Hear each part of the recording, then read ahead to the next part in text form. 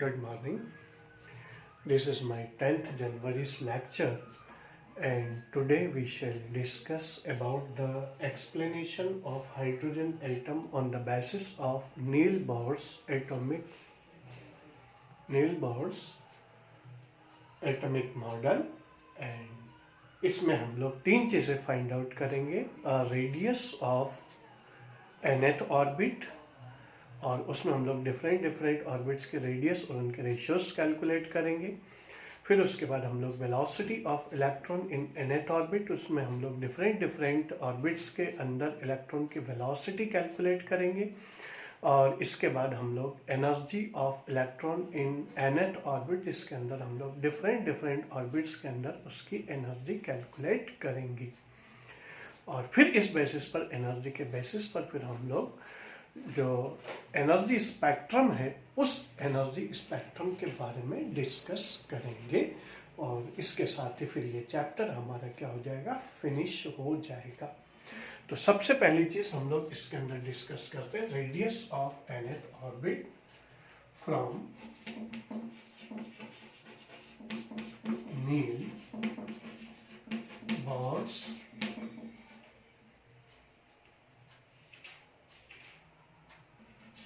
first postulate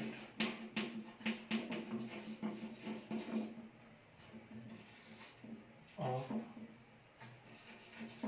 atomic model के ZE square upon RN square is equal to हमारे पास आ जाएगा M और VN square upon RN। ये फर्स्ट पॉस्टुलेट है। इसके बाद हम लोग सेकंड पॉस्टुलेट के बारे में बात करेंगे। M और VN RN is equal to NH upon 2 pi. ये हमारे पास सेकंड पॉस्टुलेट है।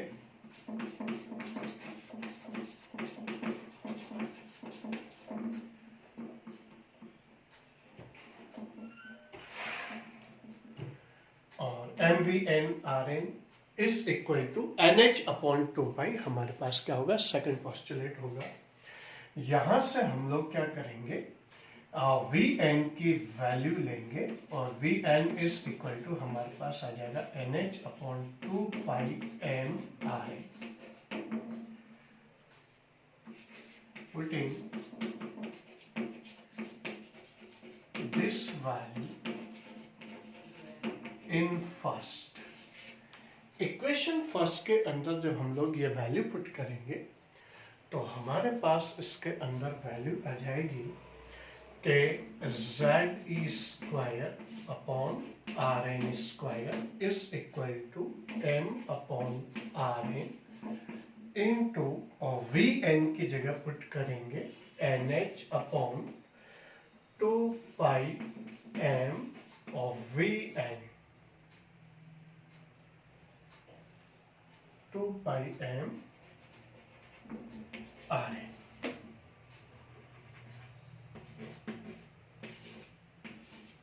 होल स्क्वायर और KZE square upon RN square is equal to आ जाएगा M upon RN into N square H square upon 4 pi square M square RN square.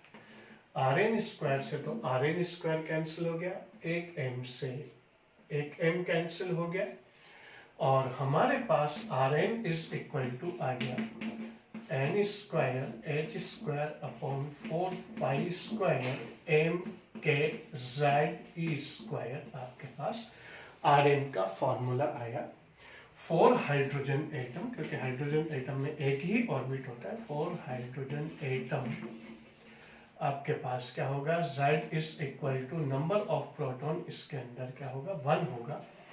तो Z is equal to 1 put कर देंगे hydrogen atom के लिए, तो RN is equal to हमारे पास आ जाएगा N square H square upon 4 pi square M के E स्क्वायर। हमारे पास इसके अंदर वैल्यू आ जाएगी। ये चीज आने के बाद हम लोग इसके अंदर क्या करेंगे, for first orbit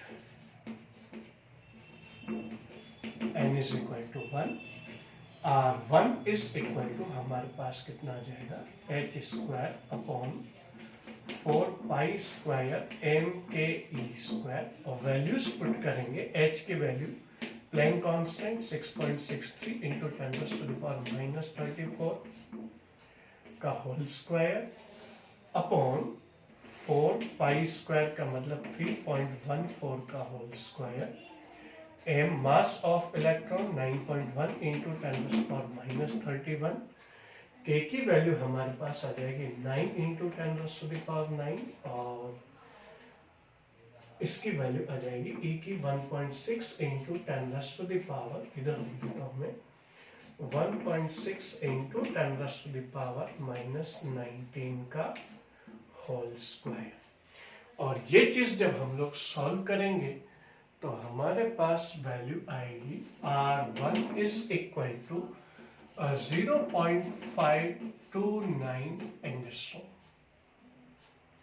और अपन जानते हैं Rn is inversely proportional to है, इस डायरेक्टली प्रोपोर्शनल है n स्क्वायर के। मीन्स अगर R2 निकालेंगे हम लोग तो इस पूरी इक्वेशन को 4 से मल्टीप्लाई करेंगे, R2 इज इक्वल टू आ जाएगा 2 का होल स्क्वायर इंटू 0.529 और वैल्यू आ जाएगी। Similarly R3 is equal to 3 का होल स्क्वायर इंटू 0.529 एंगस्ट्रॉम, आपके पास वैल्यूज आती चली जाएगी। और इस तरह से R1 रेशो R2 और ratio R3 dash dash dash Rn is equal to हमारे पास आ जाएगा 1 और रेशो को 2 का स्क्वायर 4 और रेशो 3 का square 9 ratio dash dash dash dash n square हमारे पास radius of electron, radius of orbits in hydrogen atom हमारे पास रहेगा। डिफरेंट ऑर्बिट्स के अंदर हमारे पास वैल्यूज ये रहेगी, z इज इक्वल टू 1 हो गया और बाकी की चीजें हमारे पास इसके अंदर आ जाती। फ्यू सेकंड्स में आप लोगों को इसके दे देता हूँ, उसके बाद फिर हम लोग energy of velocity of electron in nth orbit discuss करेंगे।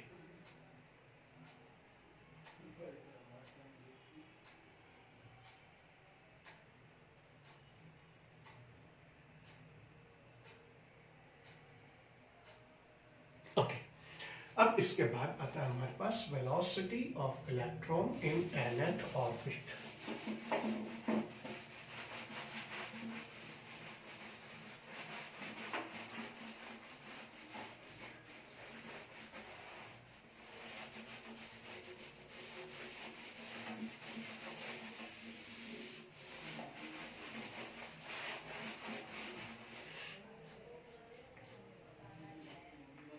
सेकेंड आता है हमारे पास velocity of electron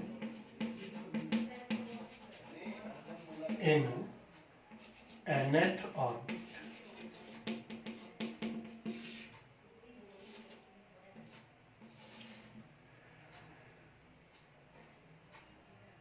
from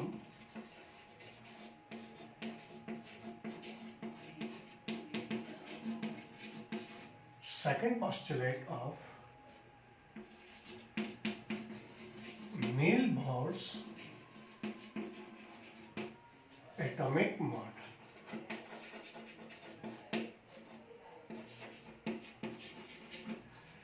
second postulate है हमारे पास m of Vn Rn is equal to हमारे पास आ जाएगा NH अपॉन 2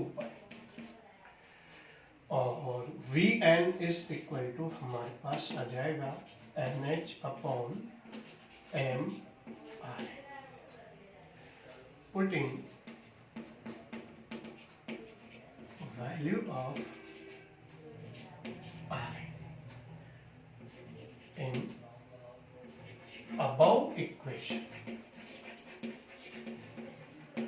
Rn की वैल्यू हमारे पास अबव इक्वेशन के अंदर आएगी और Vn इज इक्वल टू हमारे पास रहेगा NH अपॉन m और Rn की वैल्यू हमारे पास आ जाएगी n square h square upon 4 pi square m k z E square हमारे पास आर एन की वैल्यू थी, नीचे था, इसलिए इस नंबर का क्या हो गया, रेसिप्रोकल हो गया, और 4 पाई एम के जेड ई स्क्वायर हमारे पास इसके अंदर आएगा। एक एन से तो एक एन की पावर कैंसिल होगी, एक एच से एक एच की पावर कैंसिल होगी, और एम से एम कैंसिल हो गया। और इस तरह से हमारे पास क्या आ जाएगा,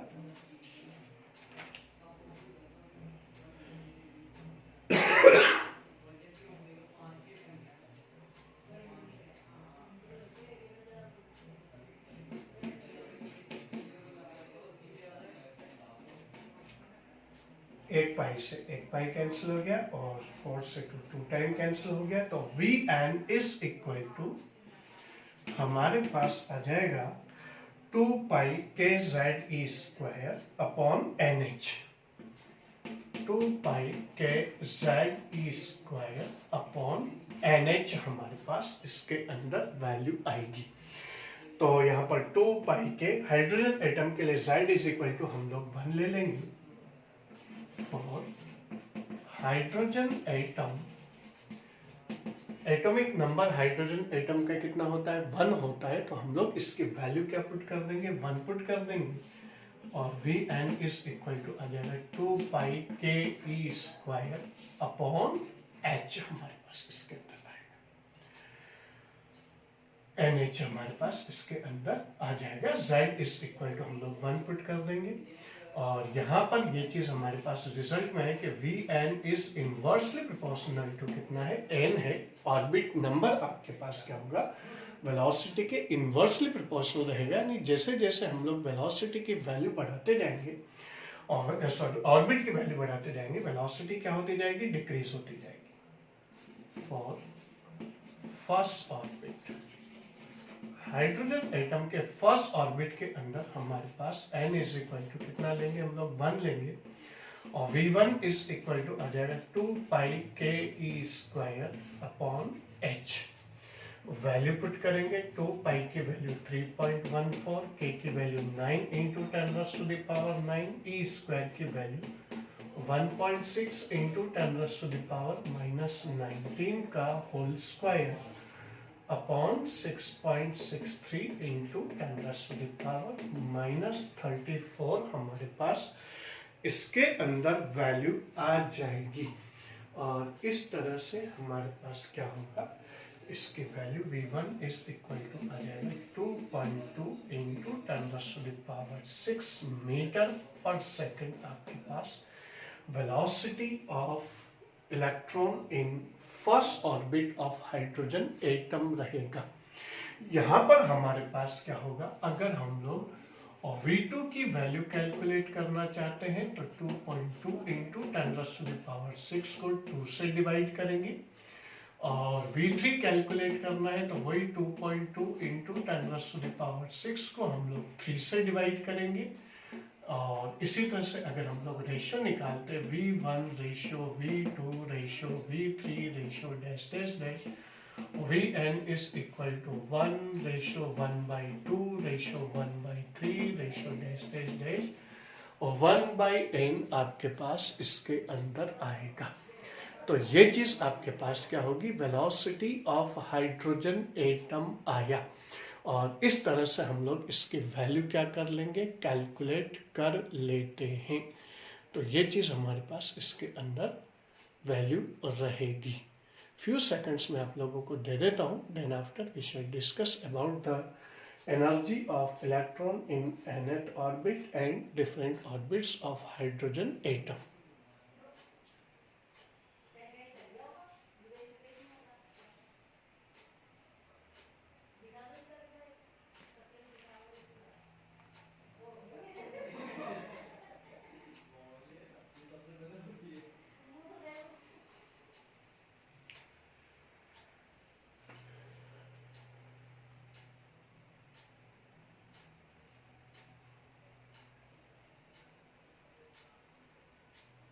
ओके, अब हम लोग energy of electron in nth orbit पर डिस्कस करेंगे।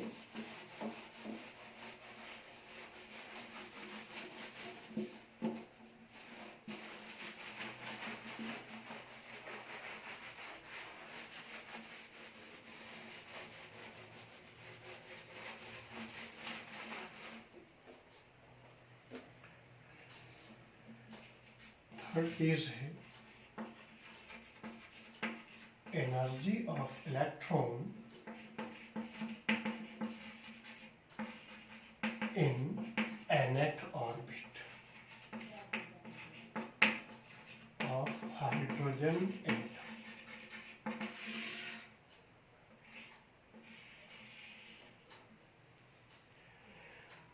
तो यहां पर हमारे पास क्या है कि किसी भी इलेक्ट्रॉन के लिए दो तरह की एनर्जी हमारे पास रहेगी जब वो ऑर्बिट के अंदर ट्रैवल करेगा, क्योंकि वो एक अट्रैक्टिव फोर्स से बाउंडेड है, इस वजह से उसके पास पोटेंशियल एनर्जी भी रहेगी और दूसरी चीज काइनेटिक एनर्जी भी उसके अंदर रहेगी। तो ये दोनों चीजें हमारे पास इसके अंदर रहेगी, दोनों ही कैलकुलेट करेंगे, फिर टोटल एनर्जी इन दोनों एनर्जीज का क्या होगी, सम होगी, और इस तरह से हमारे पास फिर ये वैल्यू कैलकुलेट हो जाएगी। तो energy of electron in nth orbit के अंदर सबसे पहले हम लोग डिस्कस करेंगे पोटेंशियल एनर्जी।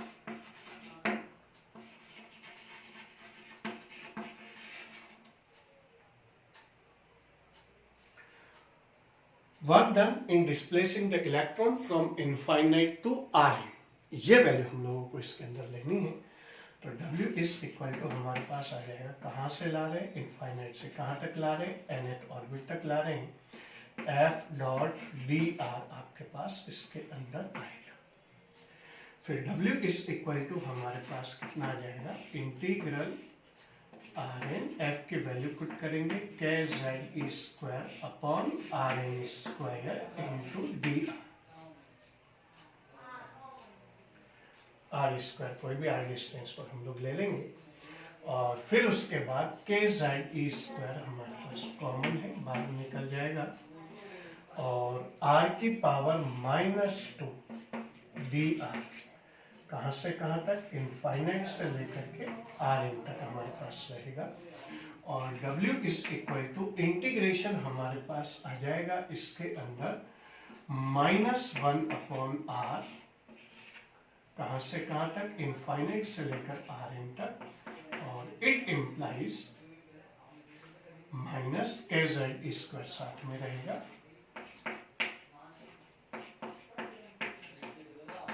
इस तरह से हमारे पास वर्क डन आ जाएगा माइनस के Z square upon R N,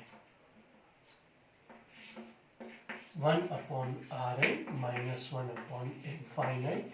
और इस तरह से हमारे पास पोटेंशियल एनर्जी की जो वैल्यू रहेगी वो रहेगी W is equal to UN is equal to minus के Z E square upon R. यह हमारे पास पोटेंशियल एनर्जी की वैल्यू आई। सिमिलरली हम लोग काइनेटिक एनर्जी की वैल्यू भी कैलकुलेट करेंगे, और काइनेटिक एनर्जी हम, ये तो पोटेंशियल एनर्जी आ गई, काइनेटिक एनर्जी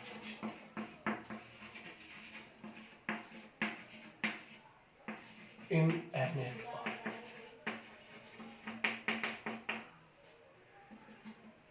तो काइनेटिक एनर्जी के n इज इक्वल टू आएगा 1/2 m और Vn स्क्वायर।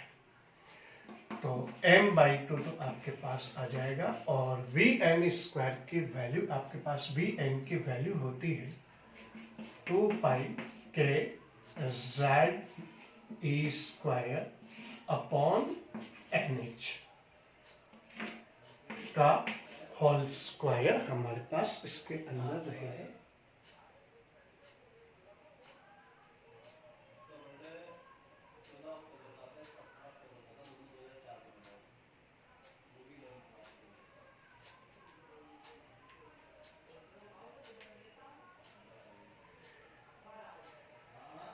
और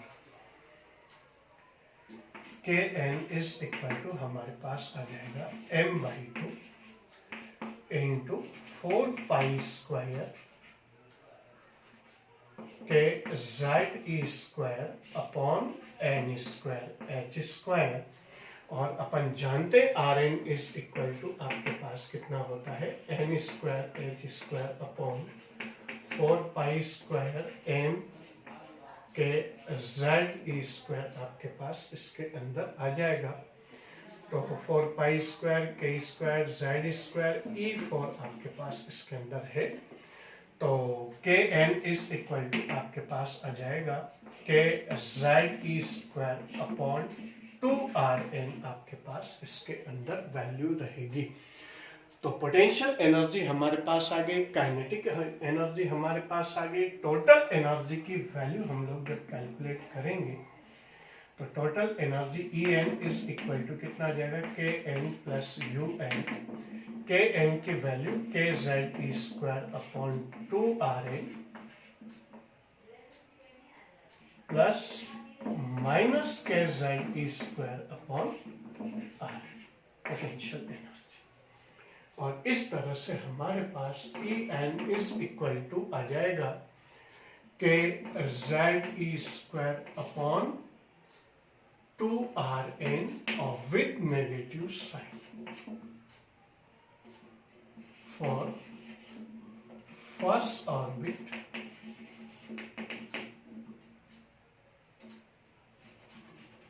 फॉर हाइड्रोजन एटम।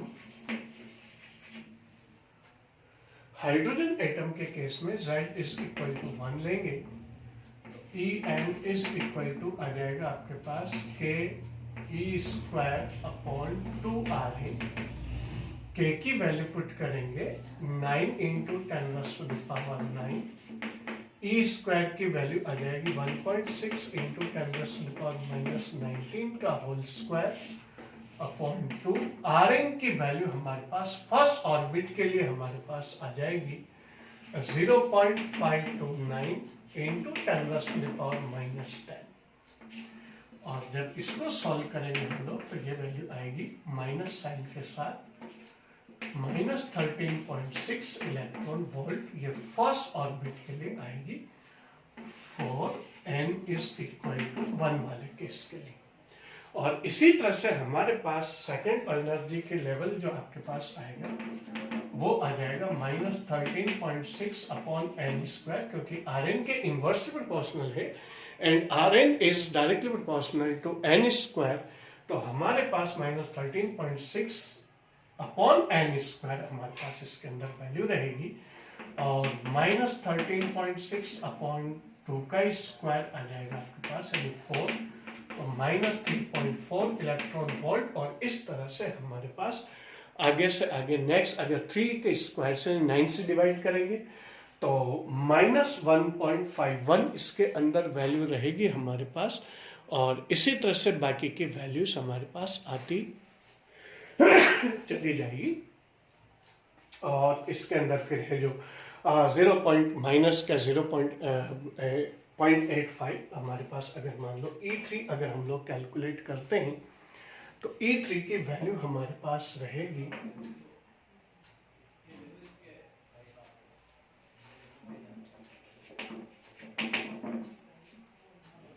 E3 की वैल्यू रहेगी हमारे पास -1.51 इलेक्ट्रॉन वोल्ट। E4 की वैल्यू रहेगी -0.85 इलेक्ट्रॉन वोल्ट। E5 की वैल्यू रहेगी हमारे पास -0.54 इलेक्ट्रॉन वोल्ट। और E6 की वैल्यू रहेगी -0.45 इलेक्ट्रॉन वोल्ट। और इस तरह से बाकी की टर्म्स भी हमारे पास इसके अंदर डिफरेंट ऑर्बिट्स के अंदर हाइड्रोजन एटम में अलग अलग एनर्जी लेवल्स पर इलेक्ट्रॉन की टोटल एनर्जी क्या रहेगी अलग अलग रहती है। तो ये चीज हमारे पास इसके अंदर हाइड्रोजन एटम की टोटल एनर्जी हमारे पास आई। फ्यू सेकंड्स में आप लोगों को दे देता हूँ एनर्जी नोट करने के लिए। आप पॉज करके इसे नोट कर सकते हैं। Then after we shall move to next part.